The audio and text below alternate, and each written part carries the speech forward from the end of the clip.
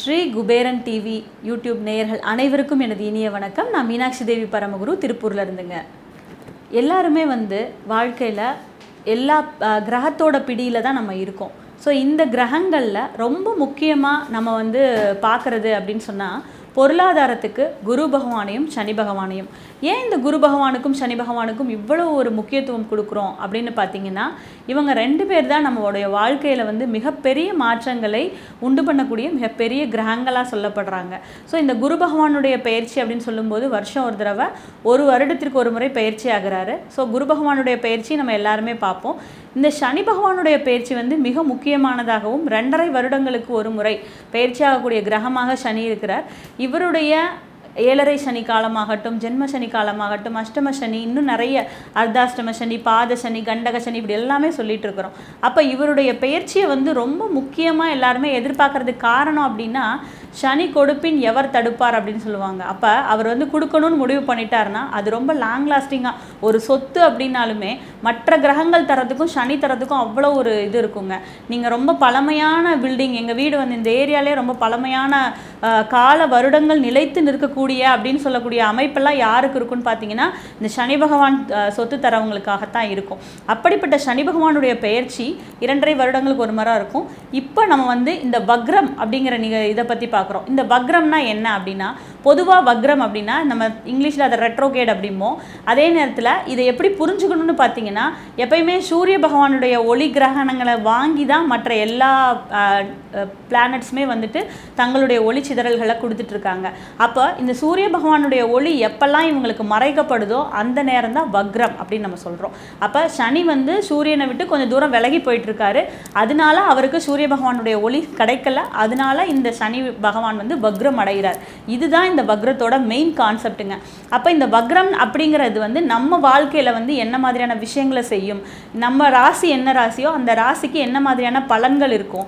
இப்போ நேர்கதியில் இருந்தப்போ நமக்கு என்ன மாதிரியான பலன்களை கொடுத்துட்டு இருந்தாரு, வக்ரமாகும்போது என்ன மாதிரியான பலன்களை தரப்போறாரு, இதுதான் நம்ம பார்க்க போகிறோம். ஸோ முதல்ல நேர்கதியாக இருக்கும்போது என்ன பலன்கள் தருவார். உதாரணத்துக்கு ஒருத்தருக்கு ஜென்மசனியாக இருக்காங்க. ஜென்மசனியாக இருக்கும்போது யாருக்கு இப்போ ஜென்மசனியாக இருக்காங்க, கும்பத்தில் இருக்கக்கூடிய ராசி நேயர்களுக்கு பார்த்தீங்கன்னா ஜென்மசனியாக இருக்காங்க.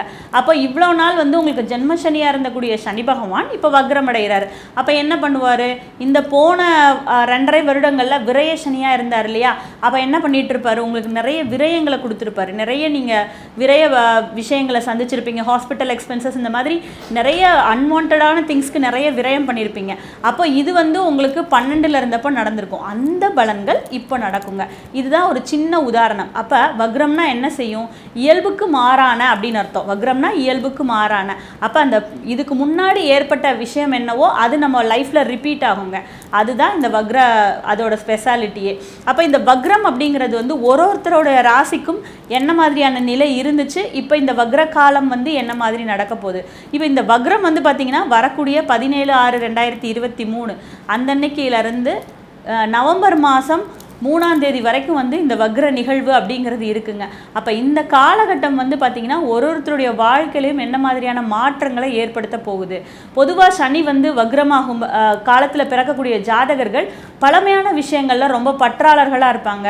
ஒரு தெய்வ பக்தியாக இருக்கட்டும், ஒரு பழமையான விஷயங்கள் பிடிக்கிறதா இருக்கட்டும், எல்லாத்துலேயுமே இவங்க ரொம்ப பற்றாளர்களாக இருப்பாங்க. அப்போ இயல்புக்கு மாறான அப்படிங்கிறதுக்கு இதுதான் எக்ஸாக்டாக ஒரு அர்த்தமாக இருக்குங்க.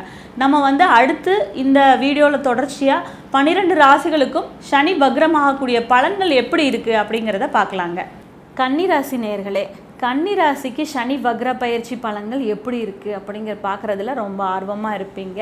ஸோ உங்கள் ராசியை பொறுத்தளவு நீங்கள் எப்பயுமே ஒரு கன்னின்னு சொல்லும்போது அவங்கக்கிட்ட நிறைய இன்டெலிஜென்ஸ் இருக்கும், புத்தி கூர்மை. படிக்கிறாங்க படிக்கலை, அவங்கக்கிட்ட ஒரு நல்ல ஒரு புத்தி கூர்மை இருக்கும். தன்னோட நண்பர்களை கூட அந்த புத்தி கூர்மை உள்ளவர்கள்ட்ட பழகிறதுல விருப்பப்படுவாங்க. எப்பயுமே இந்த கற்றோரை காமொருவர் அப்படிம்பாங்க. அப்படின்னா என்ன அர்த்தம்னா, படித்தவங்களோட சேர்றது தான் ஒரு இன்பமாக நினைப்பாங்க. அப்போ இந்த கன்னி எப்படி இருக்குன்னா, தன்னோட நண்பன்னா கூட அவனுக்குன்னு ஒரு படிப்பில் ஒரு நல்ல இதில் ஒரு தகுதி வேணும்னு நினைக்கக்கூடிய அமைப்பை இந்த கன்னிராசிக்காரர்கள் பெற்றிருப்பார்கள். சிறந்த அறிவாளியாக இருப்பாங்க. வீட்டில் ஒரு கன்னிராசி இருந்ததுன்னா அவங்களுக்கு இருக்க ஒரு மைண்டோட ஒரு கிளாரிட்டி அப்படிங்கிறது மற்ற யாருக்குமே இருக்காது. அந்த அளவுக்கு கிளாரிட்டியான மைண்ட். ஏன்னா இது புதனுடைய ஒரு உச்சபீடாக வரக்கூடிய அமைப்பாக இருக்கிறதுனால இவங்க ரொம்பவுமே தெளிவான ஆட்களாக இருப்பார்கள். அப்படி இருக்கக்கூடிய கன்னி ராசிக்கு 6ஆம் இடத்துல சனி பகவான் சஞ்சரித்து அந்த 6ஆம் இடத்துல இருந்த சனி பகவான் இவங்களுக்கு என்ன மாதிரியான ஒரு பலன்களை வக்ரத்தை தரப்போகிறாரு அப்படிங்கிறதுல ரொம்ப ஆர்வமாக இருப்பீங்க.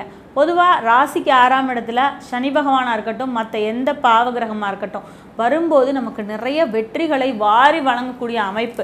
ஸோ பொதுவாக இயல்பு ஜாதகத்தில் 6ஆம் இடத்துல ஒரு பாவகிரகம் இருந்ததுன்னா இவங்க தான் சொல்லி அடிக்கிற கில்லின்னு சொல்லலாம். ஏன் அப்படி சொல்கிறோம்? தொழில், போட்டித் தேர்வுகள் இதிலெல்லாம் ஒரு வெற்றியை கொண்டு வரக்கூடிய வெற்றியாளர்களாக இவங்க இருப்பாங்க. இப்போ இவ்வளவு நாளாக அந்த மாதிரியான ஒரு அமைப்பு இருந்தாலும் 2ஆம் இடத்துல ஒரு கேது இருக்கிறப்போ ஒரு வெற்ற பேச்சு, ஏதாவது ஒரு ரிலேஷன்ஷிப்போ இல்லை ஃபேமிலியில் இருக்கிற யாரோ ஒருத்தரை பிரிகிறது, ஒரு பிரேக்கப், லவ்வில் ஒரு பிரேக்கப் ஆகிறது, இந்த மாதிரியான தன்மைகளை சந்திச்சிருப்பீங்க.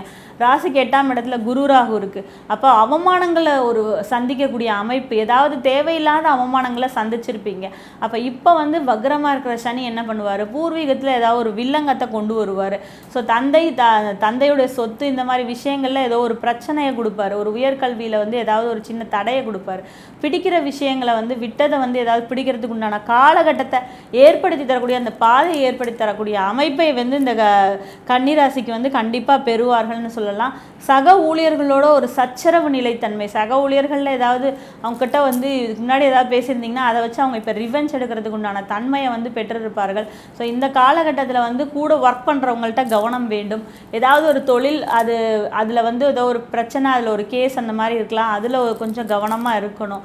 ஸோ இந்த மாதிரி கவனமாக இருக்கும்போது சனி பகவானுடைய வழிபாடுகளையும் சங்கர நாராயணருடைய வழிபாடையும் பைரவ வழிபாடையும் முறையாக செய்யும்போது இவர்களுக்கு இந்த சனி வக்ரம் அப்படிங்கிற காலம் வந்து நிச்சயமானதாக நல்ல விஷயங்களை தரக்கூடிய காலமாக இருக்கும்.